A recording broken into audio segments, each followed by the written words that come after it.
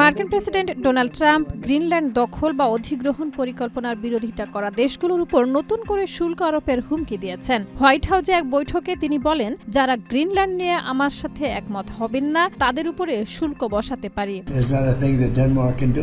ট্রাম্পের যুক্তি, যুক্তরাষ্ট্রের জাতীয় নিরাপত্তার জন্য গ্রিনল্যান্ড অত্যন্ত গুরুত্বপূর্ণ। রাশিয়া ও চীন সম্ভাব্য হুমকি মোকাবেলায় দ্বীপটির উপর যুক্তরাষ্ট্রের মালিকানা থাকা প্রয়োজন। তবে কোন দেশের উপরে কি ধরনের শুল্ক আরোপ হবে বা কোন আইনি ক্ষমতায় তা করা হবে সে বিষয়ে কোনো বিস্তারিত তথ্য দেননি তিনি। কালার এক্সপার্ট এবং ডার্ক স্যাপ সমৃদ্ধ অরিক্স অ্যাডভান্স ডিটারজেন্ট পাউডার, আপনার লন্ড্রি এক্সপার্ট।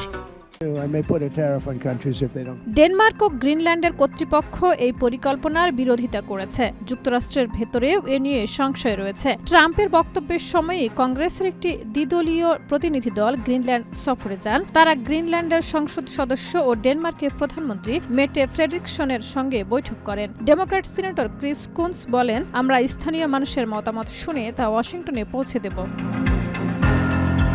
গ্রিনল্যান্ডে বর্তমানে যুক্তরাষ্ট্রের একটি সামরিক ঘাঁটি রয়েছে, যেখানে শতাধিক সেনা স্থায়ীভাবে মোতায়েন। দ্বিতীয় বিশ্বযুদ্ধ থেকে এটি যুক্তরাষ্ট্র পরিচালনায়। ডেনমার্কের সঙ্গে চুক্তি অনুযায়ী প্রয়োজনে আরও সেনা মোতায়েন করা সম্ভব।